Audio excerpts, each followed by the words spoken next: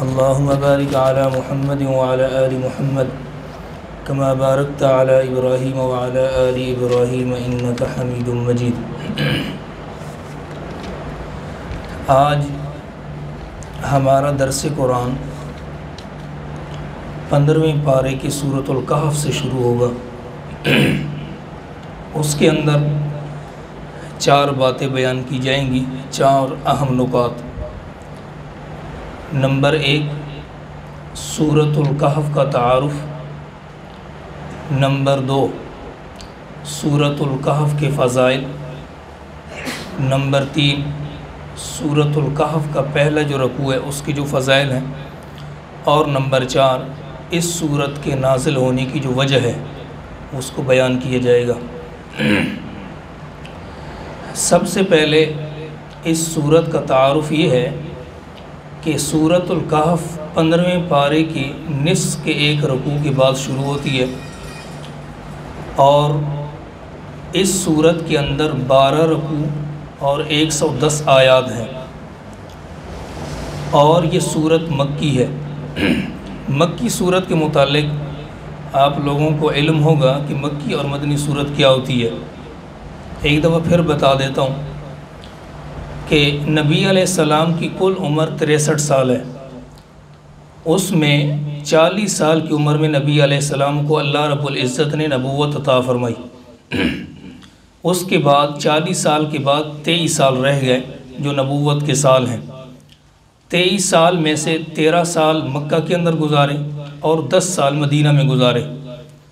तो जो 13 साल हैं इसके अंदर भी अल्लाह रब्बुल इज़्ज़त ने कुरान को उतारा और जो बकिया 10 साल मदीना में उसके अंदर भी, यानी 23 साल के अंदर अल्लाह रब्बुल इज़्ज़त की तरफ से कुरान नाजिल होता रहा। तो जो हिजरत से पहले के 13 साल हैं, इन सालों के अंदर अगरचे नबी अलैहिस्सलाम मक्का में रहे या मक्का से बाहर किसी जगह भी गए, चाहे वो किसी और मुल्क के अंदर भी गए हों, तो इस दौरान, इस 13 साल के दौरान कोई सूरत नाजिल हुई हो या कोई आयात नाजिल हुई हो तो इनको मक्की सूरत या मक्की आयात कहा जाता है। और जो 13 साल के बाद मदीना की तरफ हिजरत फरमाई, अब ये तो नहीं ना कि सिर्फ मदीना के अंदर ही ठहरे रहे, बल्कि मदीना से किसी और जगह भी सफ़र किया। बदर के अंदर गए, हुनैन के अंदर गए और ताइफ, इसके अलावा कई ममालिक का सफ़र किया।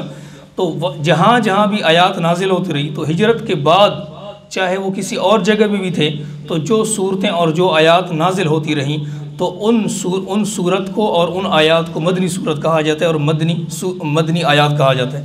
तो इस एतबार से ये मक्की और मदनी सूरत का फ़र्क ही है। तो इस सूरत के अंदर 12 रकू और 110 आयात और 15वें पारे के अंदर ये सूरत है। तो ये सूरत का मुख्तसर तारुफ़ है।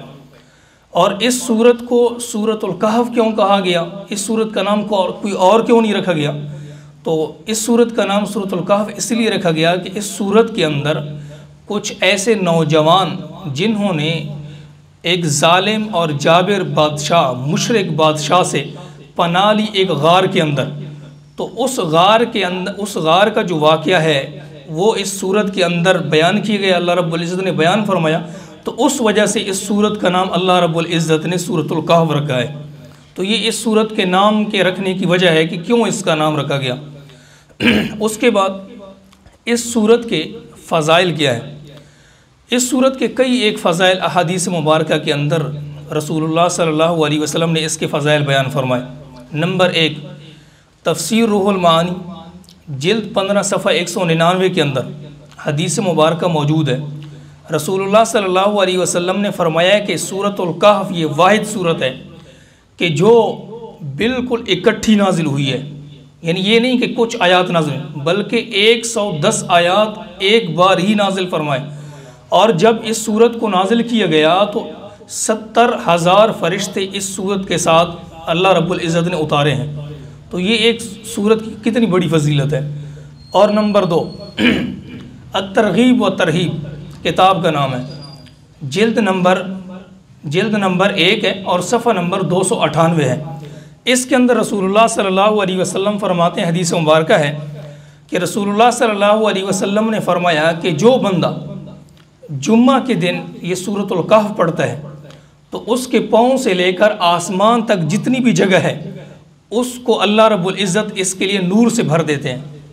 अब ये नूर कैसा है, इसका अंदाज़ा हम दुनिया के अंदर नहीं लगा सकते कि ये नूर कैसा है, बल्कि इसका अंदाज़ा हम कल क़यामत के दिन हमें होगा कि जब इस नूर के ज़रिए से हम अपना सफ़र तय करेंगे। तो दुनिया के अंदर हमें इस नूर का अंदाज़ा नहीं कि ये नूर किस तरह का होगा, बल्कि आखिरत के अंदर हमें इस नूर का अंदाज़ा होगा। तफसीर इब्न कसीर जिल्द नंबर 1 सफ़ा नंबर 194 के अंदर हदीस मुबारक मौजूद है इस सूरत के फ़ज़ाइल में से।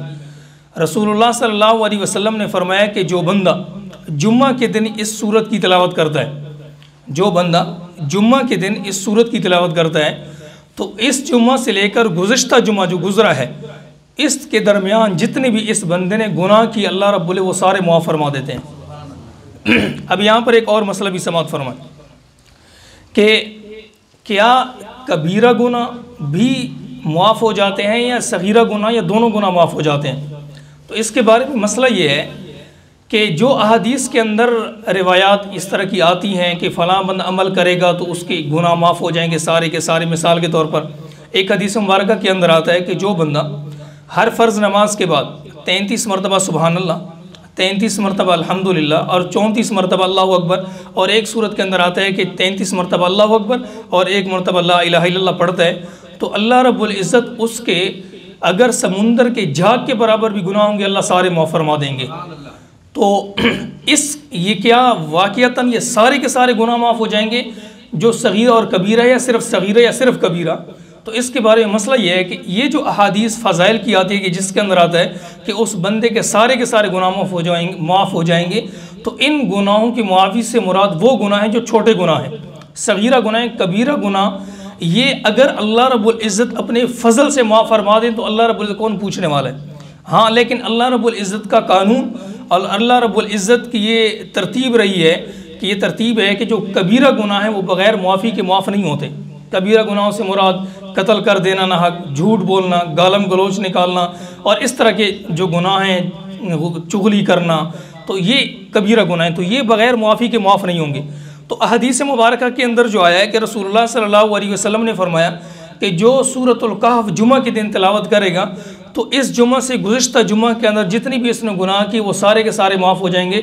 यानी कि इसके सगीरा सारे गुनाह अल्लाह ताला माफ़ फरमा देंगे और कबीरा गुनाहों की माफ़ी की अल्लाह ताला तौफ़ीक अता फरमाएंगे। तफसीर इब्न कसीर जिल्द नंबर 1 सफ़ा नंबर 194 के अंदर, जिल्द नंबर 4 सफ़ा नंबर 194 के अंदर हदीस मुबारक मौजूद है। रसूलुल्लाह सल्लल्लाहु अलैहि वसल्लम ने फरमाया, जो बंदा जुम्मा के दिन सूरतुल कहफ तिलावत करता है तो उस बंदे के और इस जुम्मा और आइंदा आने वाले जुम्मे के दरमियान अल्लाह रब्बुल इज़्ज़त इसको तमाम आफतों और मसाइब से महफूज फरमा दें। अगरचे इस जुम्मा और अगले जुम्मे के दरमियान अगर दज्जाल का फितना भी ज़ाहिर होगा ना, अल्लाह ताला इसको भी इससे महफूज फरमाएंगे। अब दज्जाल कौन है, मुख्तसर से इसका तारुफ कि दज्जाल के बारे में आप हज़रात को इल्म भी होगा। मुख्तसर ये तारुफ ये है कि दज्जाल एक बहुत बड़ी अल्लाह की तरफ से हमारे लिए आजमाइश है। अल्लाह रब्बुल इज़्ज़त ने उसको बहुत बड़ी ताकत दी होगी, इतनी ताकत, इससे बड़ी क्या ताकत होगी कि उसको अल्लाह रब्बुल इज़्ज़त ने ये ताकत दी होगी कि वो एक दफ़ा बंदे को कत्ल करके दोबारा ज़िंदा भी कर सकता है। अल्लाह रब्बुल इज़्ज़त ने उसको ये ताकत दी होगी।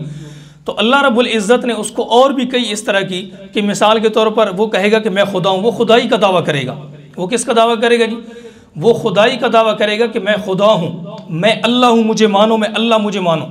अब जो इनकार करेगा वो कहेगा कि अगर तू खुदा है तो हमारा खुदा तो बारिश नाजिल कर दे, अगर तू खुदा है तो बारिश नाजिल कर। तो वो इशारा करेगा आसमान की तरफ, तो बारिश आना शुरू हो जाएगी। अच्छा, कुछ लोग कहेंगे अगर तू खुदा है तो हमारा अल्लाह तो ज़मीन से सब्ज़ा उगाते हैं, तो अगर तू खुदा है तो सब्ज़ा उगा कर देखा। वो ऐसे इशारा करेगा तो सब्ज़ा उगने शुरू हो जाएगा। यानी कि जो वो कहेंगे तो वो उस तरह करता चला जाएगा। रसूलुल्लाह सल्लल्लाहु अलैहि वसल्लम ने फरमाया कि दज्जाल के बारे में मैं आपको एक दो निशानियाँ बताता हूँ, उन निशानियों से आप उनको पहचान लेंगे जो मुसलमान होंगे। नंबर 1, उसकी जो बाएं आँख होगी वो ये जो अंगूर का जो दाना जो ख़राब हो जाता है उस तरह उसकी आँख ख़राब होगी। नंबर 2, उसकी पेशानी पर काफ, फा और रा लिखा होगा, यानी काफिर। तो जो पक्के मुसलमान होंगे तो वो उनको पहचान लेंगे कि ये दज्जाल है, ये हमारा खुदा नहीं है। लेकिन जो हम जैसे कमज़ोर ईमान वाले हैं वो तो उसकी चालों के अंदर चले जाएंगे और वो समझ लेंगे कि बस ये तो वाक़तन खुदा है, उनकी बातों में आ जाएंगे और उसका कलमा भी पढ़ लेंगे। तो रसूलुल्लाह सल्लल्लाहु अलैहि वसल्लम ने फरमाया, कितनी बड़ी फजीलत की ये सूरत है। फरमाया कि इतना बड़ा फितना जिससे रसूलुल्लाह सल्लल्लाहु अलैहि वसल्लम ने ख़ुद पनाह मांगी है, ख़ुद पनाह मांगा करते थे और सहाबा कराम भी पनाह मांगा करते थे। तो फरमाया कि जो बंदा इस सूरत को पढ़ता है तो अल्लाह रब्बुल इज़्ज़त उसको आइंदा आने वाले जुम्मे के दरमियान अगर वो दज्जाल का फितना भी ज़ाहिर होगा तो अल्लाह ताला उससे भी इस बंदे को महफूज फरमाएंगे। तो कितनी बड़ी फजीलत है इस हदीस की। और इस सूरत के पहले रकू की क्या फजीलत है, एक हदीस मुबारक के अंदर आता है, रसूलुल्लाह सल्लल्लाहु अलैहि वसल्लम ने फरमाया, जो बंदा सूरतुल कहफ की पहली 12 आयात पढ़ता है तो अल्लाह रब्बुल इज़्ज़त उसके लिए आइंदा जुम्मे तक एक नूर पैदा फरमाते हैं। उसके लिए एक नूर होगा जो आइंदा जुम्मे तक उसके लिए नूर चलता रहेगा। तो ये यहाँ पर भी वही बात है कि इस नूर का अंदाज़ा हम दुनिया के अंदर नहीं लगा सकते, इस नूर का यानी कि अंदाज़ा हम दुनिया के अंदर नहीं लगा सकते। इस नूर का जो हमें फ़ायदा और इस नूर का जो हमें मतलब समझ आएगा वो क़यामत के दिन आएगा। जिस तरह एक हदीस मुबारक के अंदर आता है, रसूलुल्लाह सल्लल्लाहु अलैहि वसल्लम ने फरमाया कि जो नेक अमाल करने वाले होंगे लोग तो उनके सामने एक नूर होगा, उस नूर के ज़रिए से वो अपना रास्ता लेकर जन्नत की तरफ चलेंगे। लेकिन कुछ लोग ऐसे भी होंगे जो उनको कहेंगे भाई, उनके साथ नूर नहीं होगा, वो कहेंगे भाई जान रुके, हमें भी साथ ले चले, हमारे पास अंधेरा है, नूर रोशनी नहीं है। वो कहेगा अपना काम करे, उनकी बात सुनेंगी भी नहीं। तो वो कहेंगे यार अजीब बात है, दुनिया के अंदर हम साथ इकट्ठे चलते थे और आज हमारी बात भी नहीं सुनते। तो ये नूर जो है कल क़यामत के दिन जब तारीकियाँ होंगी तो उस वक्त ये नूर हमारे लिए जन्नत के रास्ते हमवार करेगा और हमें जन्नत की तरफ लेकर जाएगा ये नूर। इसलिए इस सूरत का एहतमाम करना चाहिए। इसके साथ चूँकि इस सूरत का ताल्लुक़ ज़्यादातर यानी जुम्मा के साथ फजीलतें अहादीस के अंदर इसकी जुम्मा के दिन के लिए आई हैं, तो यहाँ पर एक और भी बात सुन लें कि जुम्मा के दिन जिस तरह हम सूरतुल कहफ की तिलावत करें तो इसी तरह एक हदीस मुबारक के अंदर आता है, जो शख्स जुम्मा के दिन असर की नमाज के बाद अपनी जगह से उठने से पहले 80 मरतबा ये दरूद शरीफ पढ़ लेता है, अल्लाहुम्मा सल्लि अला मुहम्मदिन नबिय्यिल उम्मी व अला आलिहि वसल्लम तस्लीमा, तो अल्लाह रब्बुल इज़्ज़त उसके लिए 2 इनामात फरमाते हैं, देते हैं। नंबर 1 तो उसकी 80 साल के गुनाह माफ़ फरमा देते हैं, 80 साल के गुनाह माफ़ फरमा देते हैं। एक शख्स पूछता है कि यार मेरी ज़िंदगी तो है ही 22 साल, मेरी ज़िंदगी तो है ही 30 साल, तो मेरी 80 साल के गुनाह कैसे माफ़ होंगे? तो इस हदीस का मतलब है कि अगर कोई बंदा ऐसा है कि जिसकी 80 साल की उम्र हो गई है तो अल्लाह ताला उसके 80 साल के गुनाह भी माफ़ फरमा देंगे। तो एक और दूसरा फ़ायदा और दूसरा इनाम रसूलुल्लाह सल्लल्लाहु अलैहि वसल्लम ने फरमाया कि एक तो उसके 80 साल के गुनाह अल्लाह माफ़ फरमा देंगे, दूसरा उसके नामे आमाल के अंदर अल्लाह रब्बुल इज़्ज़त 80 साल की इबादत लिख देंगे, 80 साल की इबादत लिख देंगे। कितनी बड़ी फजीलत की हदीस है जी। देखें जी, हम तो एक दिन भी इबादत नहीं कर सकते, 1 घंटे भी इबादत नहीं कर सकते, हमारे पास टाइम ही नहीं है इबादत करने के लिए। और अगर इबादत करें भी सही तो इबादत उस तरीके से करते नहीं जिस तरह इबादत करने का हक़ है जी। नमाज़ पढ़ रहे होते हैं और हमारी सोचें कहाँ होती हैं जी। और हम रोज़ा रखा होता है रोज़ा, और रोज़े के जो हुकूक हैं, जो जिस तरह रोज़ा रखने का हक़ है, हम उस तरह रोज़े ही नहीं रखते। हम चुगली भी कर रहे होते हैं, झूठ भी बोल रहे होते हैं, बदनज़री भी कर रहे होते हैं, यानी सारे वो काम कि जिसकी वजह से रोज़े के सवाब बिल्कुल ख़त्म हो जाते हैं वो काम कर रहे होते हैं। लेकिन इस हदीस के अंदर क्या है कि 80 साल की इबादत अल्लाह रब्बुल इज़्ज़त मकबूल, जो कबूल शुदा है, अल्लाह रब्बुल इज़्ज़त उसके नाम आमाल के अंदर लिख देंगे। तो इसके लिए हमें ज़रूर इसका एहतमाम करना चाहिए। रसूलुल्लाह सल्लल्लाहु अलैहि वसल्लम ख़ुद भी तिलावत फरमाया करते थे और सहाबा कराम भी इसकी तिलावत फरमाया करते थे। जब हम नाम लेवा रसूलुल्लाह सल्लल्लाहु अलैहि वसल्लम के हैं, हम कहते हैं कि हम रसूलुल्लाह सल्लल्लाहु अलैहि वसल्लम के मुत्तबे हैं, हम उनकी बात मानने वाले हैं और सहाबा के ग़ुलाम हैं, तो फिर हमें उन वाले काम भी करने चाहिए। सिर्फ नाम से बंदा मोहम्मद सल्लल्लाहु अलैहि वसल्लम का शिदाई नहीं बनता, सिर्फ नाम से बंदा रसूलुल्लाह सहाबा का ग़ुलाम नहीं बनता, बल्कि वो काम करने पड़ते हैं जो नबी अलैहिस्सलाम और जो सहाबा ने किए हैं। वो करेंगे तो फिर हम आशिक नबी होंगे, वो काम करेंगे तो हम आशिक सहाबा होंगे। अगर वो काम नहीं करेंगे फिर समझे कि हम ज़बान से तो आशिक सहाबा भी हैं और आशिक रसूल भी हैं, लेकिन दिल से बिल्कुल कुछ नहीं है, बिल्कुल दिल से कुछ भी नहीं है। तो हमें काम करने पड़े। तो इसलिए एक तो सूरतुल कहफ की ज़रूर तिलावत करें, कितने बड़े फ़ज़ाइल अहादीस मुबारक के अंदर आए हैं। और नंबर 2 कि जो दरूद शरीफ बताया गया, अल्लाहुम्मा सल्लि अला मुहम्मदिन नबिय्यिल उम्मी व अला आलिहि वसल्लम तस्लीमा, तो इसकी भी तिलावत, इसकी भी यानी कि ज़िक्र करें असर की नमाज के बाद, जुम्मा के दिन असर की नमाज के बाद। ये तो 3 बातें हो गई इन चीज़ों के। एक तो सूरत को तारुफ हो गया, और सूरतुल काफ के फ़ज़ाइल और सूरतुल काफ के पहले रकू के मुतालिक 1-2 अहादीस जो आई हैं। अब इस सूरत का तारुफ, इस सूरत की वजह, नाजिल होने की वजह क्या है, इस सूरत को अल्लाह रब्बुल इज़्ज़त ने क्यों नाजिल किया, उसका भी मुख्तसर सुन लें कि नबी अलैहिस्सलाम के पास मुशरिकीन मक्का अक्सर आया करते थे और नबी अलैहिस्सलाम उनको दावत दिया करते थे, और वो हर बार नबी अलैहिस्सलाम की दावत को कभी तो झुठला लेते और कभी ऐसा होता, और अक्सर ऐसा होता कि नबी अलैहिस्सलाम के बातों के सामने वो लाजवाब हो जाते थे। इस बार उन्होंने ये सोचा कि यार हम तो हर वक्त नबी अलैहिस्सलाम की बातों के सामने लाजवाब हो जाते हैं, वो हमारे सामने बात करते हैं, हमारे पास जवाब ही नहीं होता, हम हैं अनपढ़, हमारे पास कोई इल्म नहीं है। इल्म तौरात और इंजील का जो इल्म है ना, वो है यहूदियों के पास और ईसाइयों के पास। ऐसा करते हैं मशवरा के साथ कि हम यहूदियों और ईसाइयों के पास अपने कुछ बंदे भेजते हैं और उनसे पूछते हैं कि हम यार क्या करें, इसके बारे में आप हमें कुछ बातें बताएं। मुशरिकीन मक्का के बड़े बड़े सरदारों का मशवरा हुआ। उस मशवरे के अंदर 2 बंदे मुंतखब हुए, एक तो है ज़ैद बिन हारिसा और नंबर 2 उक़बा बिन अबी मुईत। इन 2 बंदों का मशवरा हुआ कि इन 2 बंदों को हमने मदीना भेजने, क्योंकि मदीना के अंदर ये यहूदी और ईसाई रहा करते थे। वहाँ पर गए, उनके पास गए कि यार इस तरह का मामला है, आप हमें बताएं, हमें तो कुछ इल्म नहीं, आप बताएं कि हम इनसे क्या क्या पूछें, ये तो नबूवत का दावा करते हैं। तो उन यहूदियों ने कहा कि अच्छा हम आपको 3 सवाल देते हैं, आप उनसे 3 सवाल करें, अगर उनको इन 3 सवालों का जवाब आ जाए तो समझे कि अल्लाह रब्बुल इज़्ज़त के नबी हैं, और अगर उनको इन 3 सवालों का जवाब ना आए तो फिर आप समझें कि ये अपने दावे नबूवत के अंदर सच्चे नहीं हैं। उन्होंने ये बात कर दी। उन्होंने कहा ठीक है बताएं कौन से सवाल। उन्होंने कहा कि पहला सवाल तो आप इनसे ये करें कि इनसे ये पूछें कि वो लोग कौन थे, वो नौजवान कौन थे जो गार के अंदर छुपे और कई 100 साल तक सोते रहे। नंबर 1 कौन सा सवाल जी, वो नौजवान कौन थे जो गार के अंदर छुप गए और कई 100 साल तक सोते रहे।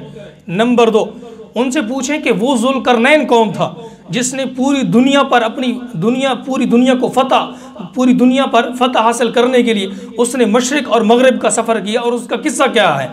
नंबर 3 उनसे रूह के बारे में पूछे कि रूह क्या चीज़ है। वो आए मदीना से मक्का आए और रसूलुल्लाह सल्लल्लाहु अलैहि वसल्लम के सामने बैठ गए और कहा कि आप अगर कहते हैं कि मैं अल्लाह का सच्चा नबी हूँ तो फिर आप हमें 3 सवालों के जवाब दे दें, हम आपको मान लेंगे। अच्छा ये बात याद रखना, अगर नबी अलैहिस्सलाम उसी वक्त ये जवाब दे देते या बाद के अंदर भी दिए तो उन्होंने फिर भी माना नहीं है।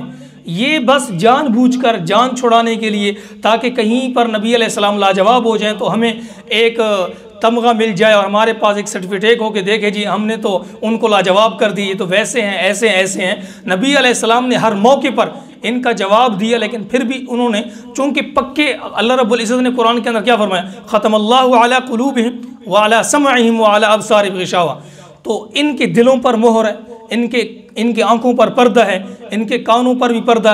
तो अल्लाह रब्बुल इज़्ज़त ने फरमाया कि ये आपसे सवालात इसलिए नहीं करते कि ताकि हमें सही रास्ता मालूम हो जाए और हम हिदायत पर चल पड़ें, बल्कि ये आपसे मुकाबला बाजी करने के लिए और आपको लाजवाब करने के लिए सवालात करते हैं, हिदायत हासिल करने के लिए बातें नहीं पूछते। अच्छा नबी अलैहिस्सलाम ने पूछा कि बताएं कौन से सवाल है। कहा कि पहला सवाल हमारा ये है, वो नौजवान कौन थे जो गार के अंदर छुपे और कई 100 साल तक सोते रहे। नंबर 2 आप ये बताएं कि वो ज़ुल्करनैन कौन था जिसने पूरी दुनिया पर फतह हासिल करने के लिए मशरिक़ और मगरिब के सफ़र किए। नंबर 3 रूह क्या चीज़ है। ये 3 सवाल नबी अलैहिस्सलाम ने फरमाया कि आपको मैं इसका कल जवाब दूंगा। क्या फरमाया जी, मैं कल आपको इसका जवाब दूंगा। अब अच्छा वो कल आ गए जी, हाँ जी बताएं जी नबी अलैहिस्सलाम हमने 3 सवाल किए थे, आपने कहा था मैं कल जवाब दूंगा, बताएं वो क्या जवाब है। नबी अलैहिस्सलाम के पास वही नहीं है, तो नबी अलैहिस्सलाम ने क्या फरमाया, अच्छा कल बता दूंगा, आप कल आ जाना, आज मैं जवाब नहीं दे सकता हूँ, मेरे पास वही नहीं है ये। अब वो बंदे कल फिर दोबारा आ गए, नबी अलैहिस्सलाम के पास फिर वही नहीं आई, तो नबी अलैहिस्सलाम ने फिर कहा कि आज तो मैं आपको जवाब नहीं दे सकता, कल आ जाना फिर, यानी तीसरे दिन आ जाना। वो तीसरे दिन फिर आए तो नबी अलैहिस्सलाम के पास फिर भी वही नहीं आई। 17 दिन तक लगातार इस तरह वही नहीं आई। वजह क्या थी, क्यों नहीं वही आई? अल्लाह रब्बुल इज़्ज़त ने इस सूरत के अंदर फरमाया कि बिस्मिल्लाहिर्रहमानिर्रहीम वला तक़ूलन्न लिशैइन इन्नी फ़ाइलुन ज़ालिका गदा इल्ला अन यशा अल्लाह, कि ए नबी जी, जब ए मेरे पैगम्बर, जब आप किसी से कोई बात करें ना तो उनको ये कहा करें कि इंशाअल्लाह मैं कल बताऊंगा, इंशाअल्लाह के बग़ैर बात न किया करें। ठीक है जी। अब यहाँ पर नबी अलैहिस्सलाम से भूल क्या हुई थी? वो ये हुई थी कि नबी अलैहिस्सलाम ने भूले से इंशाल्लाह कहना भूल गए थे, इंशाल्लाह नहीं कहा था, और ये कहा था मैं कल आपको बताऊंगा। तो अल्लाह रब्बुल इज़्ज़त ने इस वजह से वही को रोका 17 दिन तक कि नबी अलैहिस्सलाम ने इंशाल्लाह नहीं कहा। और ये असल में हमारे लिए सबक है कि हम जब भी किसी से भी बात करें तो कभी ये ना कहा करें मैं अभी बताता हूँ या कल बताऊँगा, बल्कि इंशाल्लाह कल बता दूँगा, इस तरह करके, ताकि अगर मतलब अल्लाह ने अगर चाहा तो मैं इंशाल्लाह आपको बता दूँगा, अगर अल्लाह ने न चाहा तो मैं नहीं बता सकता। तो बहरहाल 17 दिन तक वही रुकी रही, और 17 दिन के बाद अल्लाह रब्बुल इज़्ज़त ने आयत नाज़िल फरमाया वला तक़ूलन्ना लिशैइन, किसी चीज़ के बारे में ऐ मेरे पैगम्बर ये ना फरमाया करें कि मैं आपको कल बता दूंगा, बल्कि ये फरमाया करें कि इंशाअल्लाह मैं कल आपको बता दूंगा। बहरहाल 3 सवालों के जवाब, एक सवाल का जवाब तो सूरह बनी इसराइल के अंदर आ गया। इन 2 सवालों का जवाब नंबर रूह के मुतालिक तो बनी इसराइल के अंदर अल्लाह रब्बुल इज़्ज़त ने जवाब दे दिया, और जो 2 सवाल हैं, नंबर 1 वो नौजवान जो गार में छुपे और कई 100 साल तक सोते रहे, और नंबर 2 ज़ुल्करनैन के बारे में अल्लाह रब्बुल इज़्ज़त ने मुफस्सल वाक़या ज़िक्र फरमाया इस सूरत के अंदर। एक और रिवायत के अंदर आता है कि इस 3 सवालों के अलावा और एक सवाल भी था, वो ये था कि हज़रत खिज़र और हज़रत मूसा अलैहिस्सलाम के मुताल्लिक फरमाया कि उनका वाक़या क्या है, तो उसका वाक़या भी, उनका वाक़या भी इस सूरत के अंदर मुफस्सल तौर पर जिक्र किया गया। अच्छा, ये गार वाले कौम थे जो नबी अलैहिस्सलाम से पूछा गया, तो इसका जवाब यूँ मिला कि जिस तरह मक्का के अंदर ये मुशरिकीन मक्का के अंदर मुशरिक लोग थे, इसी तरह ये तुर्किया के अंदर एक इलाका है, वहाँ पर तरतूस नाम का इलाका है। तरतूस, पहले उस जगह का नाम अफसूस था, और अब यहाँ पर इस टाइम पे उसका नाम अफसूस है, तफसूस है। उस इलाके के अंदर एक जालिम जाबिर कट्टर किस्म का मुशरिक था, और वो क्या करता था, वो अपने सामने सजदा करवाता था कि जो बंदा मेरे सामने सजदा करेगा तो उसकी तो जान बख्शी है, जो बंदा मेरे सामने सजदा नहीं करेगा, मेरी इबादत नहीं करेगा, वो बंदा मारा जाएगा। एक दिन उनका मेला था इबादत का, एक दिन ख़ास मुकर्रर होता, उस दिन ये मेला लगता और उस दिन ये अपने सामने सजदा करवाता। अब मेला लगा हुआ है और वहाँ पर कुछ नौजवान भी बैठे हुए हैं। अब ये बादशाह अपने सामने सजदे करवा रहे हैं, तो यहाँ पर एक नौजवान था, वो बड़ा पक्का मुवाहिद था, वो मुशरिक नहीं था, मुवाहिद था। उसने जब इस सूरत हाल को देखा तो वो वहाँ से उठा और करीबी एक दरख्त था उसके करीब बैठ गया जाकर, और बैठा और सोचों के अंदर बैठ गया। थोड़ी देर ही गुजरी थी कि उसी मजमा से फिर एक और नौजवान लड़का उठा, और वो भी उसके करीब, उसके साथ नहीं, बिल्कुल उसके करीब बैठ गया, वो भी सोचों के अंदर बैठ गया। इस तरह उठते उठते 6 लड़के यहाँ पर ऐसे करके बैठ गए, 6 लड़के। अब थोड़ी देर हर एक बंदा सोच रहा था कि यार ये क्यों मेरे पास बैठा हुआ है, दूसरा सोच मेरे पास क्यों बैठा हुआ है। तो उन्होंने सोचा कि यार पूछ लेता हूँ क्यों बैठा हुआ है। एक दूसरे पूछते क्यों, तू क्यों बैठा हुआ है। उसने कहा कि यार मैं इस बादशाह से राज़ी नहीं हूँ, ये बादशाह कट्टर किस्म का मुशरिक है, और मैं एक अल्लाह के सामने ही झुकने वाला हूँ और एक अल्लाह को मानने वाला हूँ। मैं बुतों की न इबादत करता हूँ, न मैं किसी बंदे की बंदगी करता हूँ। दूसरे ने कहा मेरे भी यही नज़रिया है, यही मेरा अकीदा है। तीसरे ने भी कहा, इस तरह करते छठों ने कहा कि हमारे यही अकीदा है। इधर से ये हुई और उधर से जो सामने, जब एक बंदा मजमे से उठकर एक अलग जगह पर बैठ जाए तो मजमे वाले देखते हैं कि यार ये क्या बात है, हमारे खुदा की इबादत का वक्त आया हुआ है और कुछ लोग उठकर हमारे खुदा की इबादत नहीं कर वहाँ बैठे हुए हैं। तो पता चला और बात फैल गई कि ये लोग हमारे बादशाह की इबादत और हमारे बादशाह के सामने सजदा करने वाले नहीं हैं, बल्कि ये कहते हैं कि हम एक अल्लाह की मानने वाले हैं, हम इसकी मानने वाले नहीं हैं। ये बात बिल्कुल पूरे शहर के अंदर फैल गई, फैली, बादशाह तक बात पहुंची। और ये जो नौजवान थे ये बड़े अमीर ज़ादे थे, यानी बड़े पैसे वाले लोग थे। बादशाह ने इन 6 को बुलाया कि आ जाएं मेरे दरबार के अंदर। हाजिर हो गए। बादशाह ने कहा कि ये जो मैंने मामला सुना, ये बात सुनी, क्या वाक़ईतन सच्ची है। उन्होंने न डर होकर उन्होंने कहा कि हाँ ये बात सच्ची है, हम आपके सामने ना झुक सकते हैं ना आपकी इबादत कर सकते हैं, हम उस अल्लाह की इबादत करेंगे जिस अल्लाह ने हमें पैदा किया और जो अल्लाह हमें रिज़्क़ देता है। बादशाह को गुस्सा आ गया कि यार ये किस तरह की बात है कि मैं बादशाह हूँ और मेरे सामने इस तरह की दलेराना बातें कर। बादशाह ने कहा कि शाही जो आपने अमीरजादों वाले लिबास पहने हुए ना उतार दो, उतरवा लिए। और उसने ये कहा कि आपको 1 हफ्ते का टाइम है। अगर गरीब बंदा होता ना, आजकल हमारे यहाँ भी यही होता है, गरीब बंदा होता है तो उसी वक्त उस पर हुक्म लागू हो जाता है, उस वक्त गिरफ्तार भी हो जाए तो उस वक्त उसको सज़ा भी मिल जाती है। और थोड़ा सा अमीर हो, थोड़ा सा पैसे वाला हो, उसको ढील दी जाती है, चलो यार तू सोच ले फिर बात कर लेंगे। तो वो चूँकि अमीर ज़्यादा थे, उनको बादशाह ने कहा कि 1 हफ्ता आपके पास मोहलत है, आप सोच लें और आप अपना फ़ैसला करें और फिर मेरे पास आ जाए। जो फ़ैसला होगा, अगर आप मेरी नहीं मानेंगे, मेरे सामने नहीं झुकेंगे, आपको संसार कर दिया जाएगा, आपको पत्थर मार मार के कत्ल कर दिया जाएगा। और अगर आप मेरी बात मानेंगे फिर आपकी हौसला अफजाई भी होगी और आपको इस तरह रहने की यानी ज़िंदगी गुजारने का मौका दिया जाएगा। उन्होंने कहा ठीक है जी। उनको मौका मिला, वो बाहर गए।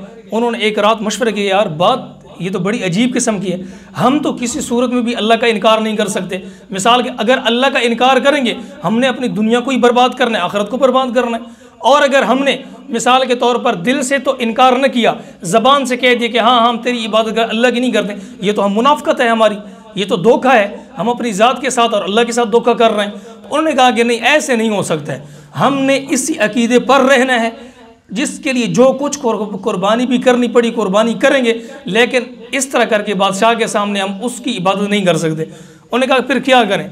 मशवरा ये हुआ कि हमारे यहाँ ये इलाका पहाड़ी इलाका है, इसमें बड़े बड़े गार मौजूद हैं, तो इस गार के अंदर कहीं जाकर छुप जाते हैं। उन्होंने कहा ठीक है जी, मशवरा हो गया। यहाँ पर एक और बात समाप्त फरमाएं, एक है गार और एक है कहफ, इन दो के दरमियान फ़र्क क्या है? कहते गार और कहफ को भी गार कहते हैं, गार को भी गार कहते हैं और कहफ को भी गार कहते हैं, लेकिन इन दोनों के दरमियान फ़र्क क्या है? मतलब ये है कि कहफ क्यों कहा गया, गार कहा जाता? तो इसका अरबी के अंदर यही है कि जो गार होते हैं वो छोटी सी गार होती है और जो कहफ होती है वो बहुत वसी और थोड़ी सी लंबी खुली गार होती है। तो इसलिए तो ये जो नौजवान जिस गार के अंदर जाने का इरादा किया वो उस गार के अंदर गए जो एक लंबी चौड़ी गार थी। अच्छा, बहरहाल यहाँ से चलते चलते रास्ते पर जा रहे थे। कहीं रास्ते पर एक जगह पर भेड़ बकरियां चराने वाला एक शख्स था, वहाँ पर भेड़ बकरियां चरा रहा था। उसने पूछा कि नौजवानों कहाँ जा रहे हो? बड़ी जल्दबाजी में जा रहे हो, जल्दी में जा रहे हो, खैर तो है, कहाँ जा रहे हो? उन्होंने कहा कि जी इस तरह का मामला है, हम तो एक अल्लाह की मानने वाले हैं और किसी की मानने वाले नहीं हैं। वो बादशाह आपको पता है कि वो बादशाह मुशरिक है, कटा किस्म का मुशरिक है, और वो कहता है कि अल्लाह नहीं है, अल्लाह की करनी है इबादत लेकिन मेरी भी इबादत करनी है, मेरे सामने भी झुकना है, तो हम ऐसा नहीं कर सकते। उस बंदे ने कहा कि यार नज़रिया तो मेरा भी यही है, 6 पहले थे, इस बंदे ने कहा कि नज़रिया तो मेरा भी यही है, मैं भी आपके साथ चलता हूँ। उन्होंने कहा ठीक है चले जी। 6 वो थे और 7वां ये हो गया। इसके साथ एक कुत्ता भी था, बड़ा वफादार कुत्ता था, वो भी साथ चल पड़ा। या जो मालिक होता है ना, जो जिसका कुत्ता होता है, तो वो अक्सर तौर पर ये देखा जाता है कि जो जहाँ पर मालिक जा रहा था कुत्ता भी उसके साथ साथ चल पड़ता है। तो इन्होंने क्या किया कि यार ये कुत्ता हमारे साथ जा रहा है तो ये हमारा काम ख़राब करेगा, रास्ते में कहीं और कुत्ते होंगे वो भौंकेंगे तो हमारा राज फाश हो जाएगा, तो इसलिए इस कुत्ते को पत्थर मारे के कहीं दूर चला जाए। लेकिन वो कुत्ता जाने के लिए बिल्कुल तैयार था ही नहीं। एक रिवायत के अंदर आता है कि इस कुत्ते को अल्लाह रब्बुल इज़्ज़त ने कुव्वत गुयाई अता फरमाई, बोलने का एक अल्लाह रब्बुल इज़्ज़त ने बोलने की इजाज़त दी, और वो कुत्ता बोला, कहा कि तुम मुझे क्यों मारते हो? जिस रब की तुम इबादत करते हो उस रब की मैं भी इबादत करता हूँ, तो इसलिए मैं तुम्हारे साथ चलता हूँ, जहाँ पर तुम सोओगे मैं तुम्हारी निगरानी करूँगा। तो साथ चल पड़ने का ठीक है, चल पड़े जी। चल पड़े, चलते एक गार पर गए। उस गार के अंदर ये सारे साथी जो है ये गार के अंदर दाखिल हुए। अब ये हुआ कि ये कुत्ता गार के यानी किनारे पर, और इस कुत्ते का नाम कितमीर है। इस कुत्ते का नाम क्या है जी? कितमीर था इस कुत्ते का नाम। ये गार के किनारे पर सो गया और 7 नौजवान थे वो अंदर सोए। तो ये जो जितने भी हजरात थे ये पता है कितने साल सोए? 1-2 दिन, 1-2 साल नहीं, 10 साल नहीं, 50 साल नहीं, 100 साल नहीं, बल्कि 309 साल। 300 साल भी जिक्र आते हैं और 309 साल भी आता है। अगर शमसी साल का एतबार किया जाए, जनवरी, फरवरी, मार्च, अप्रैल का एतबार किया जाए, तो इस एतबार से 300 साल बनते हैं। और अगर कमरी एतबार से साल का एतबार किया जाए, मुहर्रम, सफ़र, रबीउल अव्वल का, तो इस एतबार से 309 साल बनते हैं। 309 साल बनते हैं, इसलिए कि कमरी साल के अंदर हर 100 साल के साथ 3 साल बढ़ जाते हैं। तो ये 300 साल थे तो 909 साल बन गए। कुरान मजीद के अंदर भी अल्लाह रब्बुल इज़्ज़त ने इसी चीज़ का जिक्र फरमाया कि वज़दादु तिस्आ कि 9 साल और भी ज़्यादा इसके साथ। बहरहाल ये 300 साल या 309 साल यहाँ पर सोए रहे। जब ये उठे तो हुआ ऐसा कि जैसे ही उठे तो इनको भूख लगी तो एक साथी को कहा कि यार ऐसे करते हैं कि भूख लगी है। बहरहाल इनको ये नहीं पता कि हम 309 साल तक सोए रहे, इन्होंने समझा कि सोए थे अभी उठे हैं जी। उन्होंने कहा कि असर ये सिक्का ले ले आप और चला जा शहर के अंदर, छुप छुपा के चलना और अपने आप को सही तरह वाजे न करना। बादशाह को पता चल गया ना तो बादशाह हमें गिरफ़्तार कर लेगा। और इधर से बादशाह ने क्या किया था, जब ये बंदे छुप गए ना गार के अंदर, उस वक्त बादशाह ने जिस तरह आजकल कोई कातिल हो, कोई इश्तिहारी हो, तो जो थाने वाले होते हैं वो क्या करते हैं, हर जगह पर थानों के अंदर उनके नाम, उनका मुकम्मल पता दे देते हैं कि कहीं पर भी अगर इस तरह का बंदा आपको मिले तो उसको गिरफ़्तार करके हमारे हवाले करना है। इस बादशाह ने भी ऐसे ही किया था कि मुख्तलिफ यानी कि जगहों के अंदर, और इन्होंने बादशाहों के नाम लिखा था कि अगर मैं मर जाऊँ तो मेरे बाद वाला जो बादशाह है उसके सामने भी अगर ये नौजवान आ जाए तो उनको संसार करना है और उसको कत्ल कर देना है। अच्छा, ये नौजवान निकला और गया और बाज़ार के अंदर गया तो उसको कहा कि जी ये थोड़ा सा गोश्त दीजिए, यानी कि खाने पीने की जो चीज़ ज़रूरत थी। उस दुकान वाले ने जैसे सिक्का देखा ना, अब ये 309 साल बाद का ज़माना है और 3 सदियाँ गुजर चुकी हैं और नई हुकूमतें और नए लोग बैठे हुए हैं। जैसे ही उसने सिक्का लिया ना तो उसने पूछा कि ये सिक्का तूने कहाँ से लिया? उसने कहा कि मेरा अपना सिक्का है। तो उसने कहा नहीं, तेरा सिक्का नहीं हो सकता है, बता ये सिक्का किसका है, झूठ ना बोल। उन्होंने कहा यार मैं सच बोल रहा हूँ, मेरा सिक्का है। तो दुकान वाले को तो ये नहीं पता था कि ये 300 साल सोकर उठकर मेरे सामने आया हुआ है। उसने समझा कि हमारे ही पड़ोस का कोई बंदा है, तो उसने ये समझा कि लगता है कि इसके हाथ में वो 300 साल पुराना जो सिक्के थे उसका ख़जाना इसके हाथ पे लगा है, तो अब इसकी मैं शिकायत कर लूँ, इसको गिरफ़्तार कर लूँ, लगता है इसके हाथ में ख़जाना आया हुआ है। इसने फ़ौरन पुलिस को कॉल की, पुलिस है, उसको गिरफ़्तार कर लिया। यहाँ इस दौर का जो बादशाह था, यानी इस दौर के अंदर, जिस दौर के अंदर ये शख्स यानी कि बेदार हुआ, जाग इसको आई, इस दौर का जो बादशाह था वो बादशाह बहुत बड़ा मुवहिद था, लेकिन इसकी कौम मरने के बाद दोबारा ज़िंदा होने का इनकारी थी। वो कहते थे कि मरने के बाद दोबारा ज़िंदगी नहीं है। जिस तरह के आजकल जो ये कुफार हैं, हिंदू हैं, वो ये कहते हैं कि नहीं मर गया तो बस ख़त्म हो गया, उसके बाद दोबारा ज़िंदगी है नहीं है, इसलिए तो वो अपने मुर्दों को आग लगा देते हैं ताकि अगर कहीं होगा तो हो ही नहीं सकता। बहरहाल उसने अल्लाह से बार बार दुआ मांगी, या अल्लाह कोई ऐसी दलील मेरे सामने पेश कर दे ताकि मैं अपनी कौम को समझा सकूँ कि देखो जी मरने के बाद दोबारा भी अल्लाह ने ज़िंदगी देनी है। ये उस बादशाह मुवाहिद था और उसकी कौम इस चीज़ के इनकारी थी कि मरने के बाद दोबारा नहीं उठना। इधर से पुलिस ने बादशाह तक पुलिस ने उसको मारा, जो भी किया। बहरहाल तो उसने पुलिस के सामने सारी बात रख दी कि इस तरह का वाक़या था, ऐसा ऐसा हुआ और ये तो फ़लाँ बादशाह का मैं इस तरह करके हूँ। इधर से जो गार के अंदर साथी थे वो बहुत परेशान हो गए, यार हमारा साथी काफ़ी देर हो गया, वो लगता है पकड़ा गया, अब हमारी खैर नहीं है, अब हम भी पकड़े जाएंगे। इधर से इस शख्स को बादशाह के सामने पेश किया गया। बादशाह मुवाहिद था, तो बादशाह ने पूछा कि बेटा आप बता दें, साफ साफ बात बताएं, हम कुछ नहीं कहेंगे, आप साफ बात बताएं। उन्होंने कहा कि इस तरह का वाक़या है, बादशाह से हम इस तरह करके बादशाह में सजदे करवाता था, हम गार के अंदर चले गए और सोए और अभी उठ कर आए हैं और इस बादशाह को इन नौजवानों की भी तलाश थी, क्योंकि इसके पास भी आया था कि कुछ नौजवान थे जो ऐसे गैब हुए और अभी तक उनका कोई इल्म नहीं कहाँ पर है। इस बादशाह को भी तलाश थी। इस बादशाह को समझ कि लगता है कि ये बंदे वही हैं, लगता है कि ये बंदे वही हैं। बादशाह ने कहा कि अच्छा इस तरह करें कि मुझे अपनी गार तक ले जाएं। ये नौजवान इस बादशाह को और साथ जो पुलिस वगैरह थी इस गार के दरवाजे तक ले गए। एक रिवायत के अंदर आता है कि जब ये बादशाह इस गार के दरवाजे पर पहुंचा तो वो जो नौजवान बकी अच्छे थे वो फौत हो गए थे। और एक और रिवायत के अंदर आता है कि वो नौजवान अभी ज़िंदा थे, उनसे मुलाकात भी हुई और बादशाह की गुफ्त शुनीद भी इसके साथ हुई, बादशाह हुई। इस तरह का मुकम्मल वाक़या है। बादशाह ने अपने लोगों को जमा किया कि देखें आप कहते हो कि मरने के बाद दोबारा ज़िंदगी नहीं है, देखें अल्लाह रब्बुल इज़्ज़त ने बतौर दलील के इन लोगों को हमारे सामने पेश किया। 300 साल तक अल्लाह ने इनको सुलाया, समझो कि वो दुनिया से चले गए थे, लेकिन अल्लाह ने 300 साल के बाद भी इनको दोबारा ज़िंदगी दी और आप हजरात के सामने बेदार किए, आपके सामने। तो इस एतबार से उस बादशाह की कौम का जो इस तरह का जो इनकारी थी वो उन्होंने इनकार छोड़ दिया और अल्लाह रब्बुल इज़्ज़त ने उनको भी राह रास्त पर चला दिया, अब यहाँ पर एक और बात सुने, ये जो इन लोगों के साथ, इन नौजवानों के साथ जो कुत्ता था जो गार के किनारे पर सोया हुआ था और मतलब वो भी वहाँ पर मौजूद था, अल्लाह रब्बुल इज़्ज़त 13 किस्म के यानी जानवरों को अल्लाह जन्नत के अंदर दाखिला अता फरमाएंगे। कितने किस्म के जानवरों को जी? 13 जानवरों को अल्लाह जन्नत के अंदर दाखिला देंगे। उनमें से इन नौजवानों के साथ ये जो कुत्ता था, अल्लाह इसको भी बलआम बिन बाऊर की शक्ल के अंदर अल्लाह इसको जन्नत के अंदर दाखिला अता फरमाएंगे। बलआम बिन बाऊर कौन है? ये बहुत बड़ा बनी इसराइल के अंदर बहुत बड़ा बुजुर्ग था। मूसा अलैहिस्सलाम के ज़माने का ये बंदा था और ये बुजुर्ग था, लेकिन था बहुत बड़ा लालची। इस लालच की वजह से इसकी बुजुर्गी ज़ायल हो गई। वो ऐसे कि इस मूसा अलैहिस्सलाम के जो इनकारी थे, मूसा अलैहिस्सलाम के साथ जो थे, जो मूसा अलैहिस्सलाम को मानने वाले नहीं थे, उन्होंने बलआम बिन बाऊर के पास गया और कहा कि यार तू तो ऐसा बंदा है कि तू जब भी हाथ उठाता है तेरी दुआ कबूल हो जाती है। तू मूसा अलैहिस्सलाम के ख़िलाफ़ बददुआ करिए, हर वक्त बस हमें कहते हैं एक अल्लाह की मानो और ऐसे करो ऐसे करो, हम तंग हो चुके हैं, बस आप ऐसे करें कि इनके ख़िलाफ़ बददुआ करें तो हम आपके साथ हैं। बलआम बिन बाऊर ने कहा कि मैं ऐसा नहीं कर सकता हूँ, आप एक अल्लाह के नबी के ख़िलाफ़ मुझे खड़ा करना चाहते हैं।